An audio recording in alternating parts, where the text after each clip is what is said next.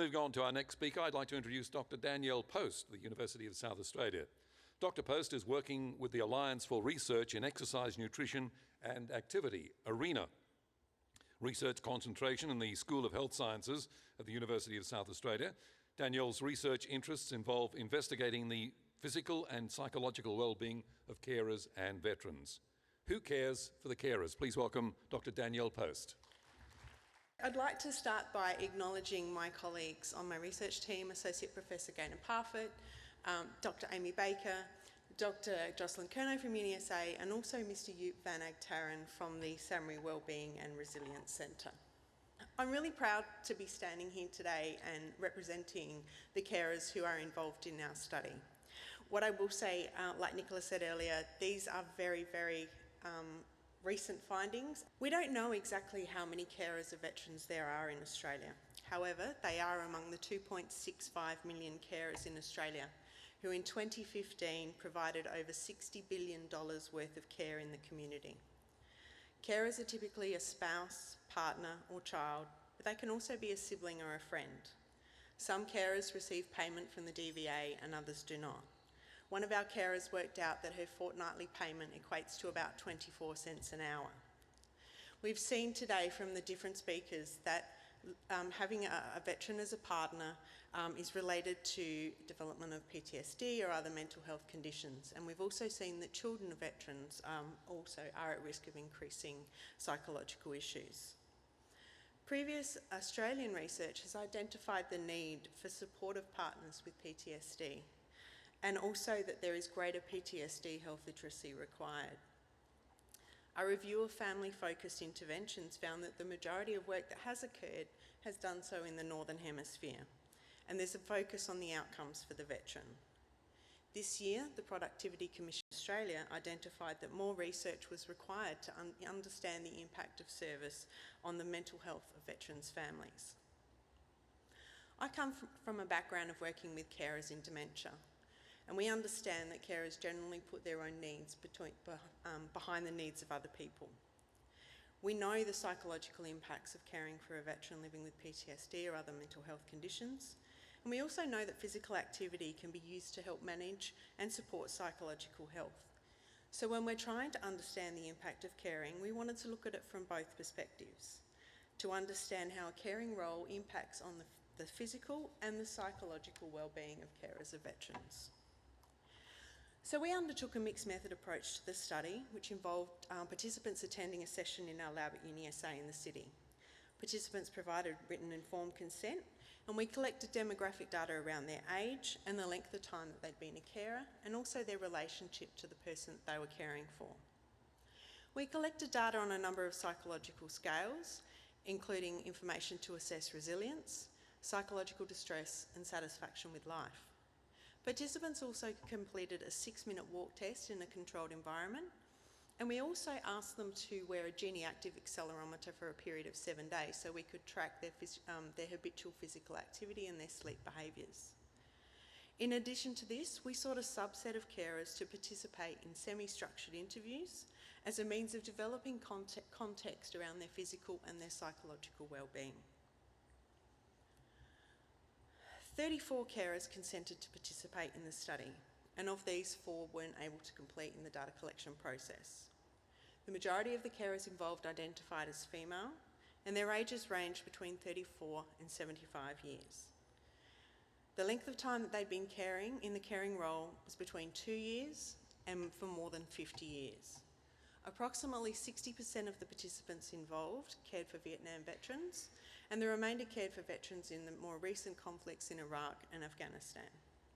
And although it was intended the study was going to be South Australian based, we also had a lot of interest from interstate, and we included 3 people from interstate who wanted to share their stories. There is a reported high level of resilience among our group of carers, as well as a high level of psychological distress. And there's a significant negative association between resilience and psychological distress. So basically this means that those that are more resilient had a lower level of psychological distress. The majority of carers reported that they were satisfied with life. We compared the findings to population norms, and what we found in terms of physical health and fitness was that fitness levels judged by the 6-minute walk test were lower than the population norm for the same age group. The carers in this pilot study demonstrated higher resilience than the population norm, but some of them also demonstrated higher K10 scores indicative of the psychological distress. And although our particular group of carers, for the majority, were satisfied with their life, their level of life satisfaction was lower than that of the population. We identified statistically significant relationships between resilience and higher levels of fitness that we measured by the 6-minute walk test. And we found that carers who were more resilient undertook more physical activity and had better fitness. And we had both the acute measure of that, so the 6-minute walk test on the spot, but also the 7-day Gini active data that told us what their habitual activity was like over that 7-day period. And we also found that psychological distress was associated with more sleep. In terms of our interviews, we completed 22 interviews, and 4 of these we did by telephone. These were with a spouse or partner carers, and 1 interview was with a parent carer. The key questions that we wanted to address as part of the interviews were, what do you do to look after your physical and psychological well-being? And what are the barriers that you face in looking after your own well-being? Beyond this, we allowed the interviews to progress organically. So whatever was raised by the carer, we explored that. One of the comments made by one of the carers, and it really resonated with us and kind of underpinned what we thought about was the study, was she talked about the oxygen mask in the airplane. And when you get on the plane and they say to you, if something happens, put the mask on yourself first and then worry about the people around you. And one of our carers raised this as saying, I need to get my self-care going. I need to look after myself first to make sure that I'm capable of looking after my veteran afterwards. And this really resonated with us, and it became quite a theme throughout the rest of our research. Generally, the carers acknowledge that if they get sick, their ability to care is impacted. So being physically active is important to them, as is that opportunity to take time out for themselves. Some of the carers reporting undertaking activities like aquarobics, dancing or walking as physical activities, or just taking time to go and have a coffee or a meal with one of their friends. Some of the carers didn't necessarily equate their activities to being physically active, but instead talked about opportunities to clear their head or to have time to themselves, and that was through walking the dog or just going for a walk on their own. Opportunities to be physically active are impacted by the caring role. Some of the carers talked about feeling guilt when they left their veteran to go and do their own thing. Others said that they would often cancel plans or change the plans they'd made if the person they were caring for wasn't feeling well or didn't want them to go out that day. Alternatively, some carers just did what they had already planned to do, with the acknowledgement that they had to do these things to look after themselves. And for the most part, the veterans or the people they were caring for were really happy for the carers to undertake those behaviours and to look out for themselves. One of the carers said, if I don't do what I want to do and keep myself active and keep myself well, who's going to look after him? And who's going to look after me if I don't look after me? Carers also reported that the day-to-day routines were hard to maintain, that motivation was sometimes lacking, diet wasn't always as good as it could be, and that sleep quality was an issue. In some cases, carers were no longer sharing the same room as their partner due to sleep disturbances. So despite the impact of the caring role on carers' ability to take care of their own physical and psychological well-being, there were multiple other factors that contributed to whether or not they were actually able to do that. These included work responsibilities, childcare roles, their own health, or mood at the time. The key message that came from the interviews was the fact that carers feel that their role as a carer is not recognised or acknowledged by governments and their departments. Carers described being told that they didn't need to know about things that were relevant to the person that they were caring for, and others described being stymied in attempts to book appointments for themselves and the veteran, or for the veteran being told that it wasn't their role. Recent Australian research has identified that for carers of transitioning members of Defence, they have quite a good understanding of the services available to them and where to find them. For the carers in our population, this wasn't the case. They weren't sure where to look for advice. They felt that information about PTSD in particular was lacking, and they didn't know where to go for the information that they needed. Carers describe the role as being isolating and emotional. And while they might socialise with others in the same circumstance, that didn't necessarily mean that they shared their experiences or offloaded their experiences with other people sharing the same, thinking that maybe they have their own issues to deal with. What was interesting in our discussions was firstly that carers recognised other carers not taking care of themselves. But one of the key things that really came out was the fact that we would ask the carers, what do you do to look after yourself? What do you do for enjoyment? And I could almost guarantee you that within every interview, within 2 minutes or 2 sentences, their attention has returned back to the person that they're caring for, and they're telling me something else about them, rather than what it is that they do to look after themselves. Some of the carers also indicated that their caring role impacted their ability to work. We heard of carers stopping work because it was too hard to maintain their position. Another who actually lost her job because she needed to take the person she was caring for to appointments on a regular basis. And other carers reported taking on positions that they were either overqualified for or didn't really want to be doing, but they had understanding employers and they had flexible roles where they could just drop things if they needed to.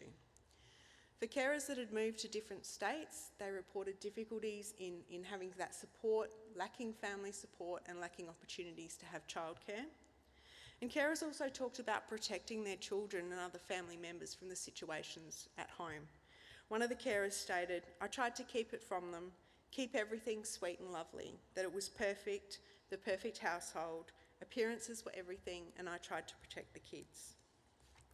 So what is it that carers want? The carers in our study suggested a number of areas where more support was needed, and this included education about PTSD, about suicide in veterans, about transition from defence to civilian life, how to talk to children about PTSD, more financial support for carers of veterans, and this includes access to services that are provided to veterans that the carers can join with them and participate in at the same time, supporting that family unit that we've talked about. And someone to listen to and to share experiences with. And sometimes it's preferable that this is actually someone that doesn't know them or the person that they're caring for. Some of the issues that the carers face in their day-to-day lives also impacted their ability to be involved in the study. One of those things was the fact that carers were concerned with partners still in the forces that information would get back to the military.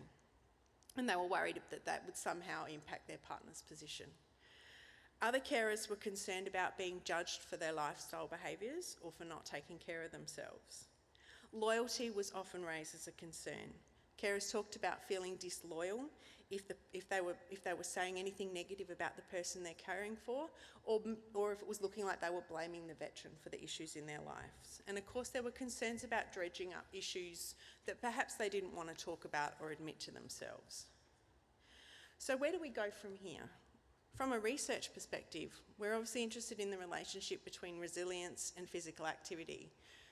We'd love to look at that longitudinally, what feeds what in that relationship.